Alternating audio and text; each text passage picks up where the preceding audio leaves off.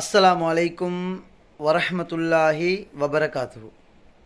அன்பார்ந்தவர்களே, கண்ணியத்துக்குரியவர்களே, எந்த வீட்டில் 4 பாவங்கள் நிகழுமோ அந்த வீட்டில் பரக்கத்து கலட்டப்படும், வறுமை தலை தூக்கி ஆடும். முதலாவது வீடு தொழாத வீடு.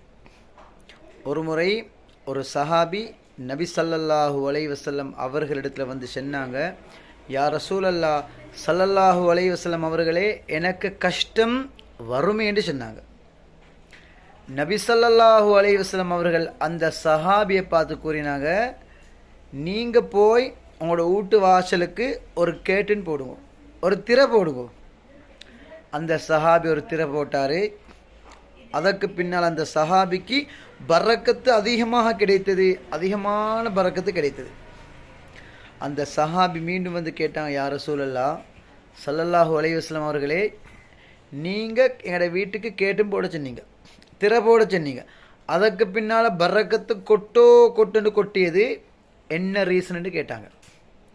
சொன்னாங்க நபி ஸல்லல்லாஹு அலைஹி வஸல்லம் அவர்கள், உங்களோட வீட்டுக்கு முன்னால் தொழாத ஒரு மனிதன் போகிறான், அவனுடைய பார்வை உங்களோட வீட்டுள்ளுக்கு படுகுது, அந்த பார்வையால் தான் உங்களோட வாழ்க்கை முசீபத்தாக மாறியது, வறுமை தலை தூக்கி ஆடியது. நீங்கள் எப்போ திரை போட்டீங்களோ அதிலிருந்து பரக்கத்து கொட்ட ஆரம்பித்தது. அப்போ தொழாதவங்களோட பார்வையே பெரும் முசீபத்தண்டா, தொழாதவர்கள் வீட்டில் இருந்தால் பரக்கத்து கலட்டப்பட்டு வறுமை தலையை தூக்கி ஆடும். அதே போன்று 2வது பாவம் ஜினா, விபச்சாரம். 3வது பாவம் இஸ்ராஃப், வீண் விரயம். அதிகமான வீடுகளில் வீண் விரயம் நடக்குது. இப்போ சில வீடுகளில் அந்த டெப் கொஞ்சம் லீக் ஆகிக்கும், தண்ணி கொஞ்சம் கொஞ்சம் ஓடும், சிலவங்க சாப்பாடு சும்மா வீசுவாங்க, இதெல்லாம் வீண் விரயம். எந்த வீட்டில் வீண் விரயம் அதிகமாகுமோ அந்த வீட்டிலையும் பரக்கத்து கலட்டப்படும், வறுமை உண்டாகும் என்பதாக நபி ஸல்லல்லாஹு அலைஹி வஸல்லம் சொன்னாங்க.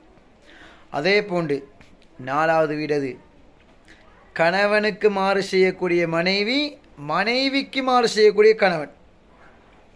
இந்த வகையான 4 பாவங்கள் எந்த வீட்டில் நிகழுமோ அந்த வீட்டில் பரக்கத்து கலட்டப்பட்டு அதிகமான வறுமையும் உண்டாகும். அதனால் இந்த பாவங்களை விட்டு தவிர்த்து கொள்ளுங்கள். அல்லாஹ் ரஹ்மத்து செய்வான்.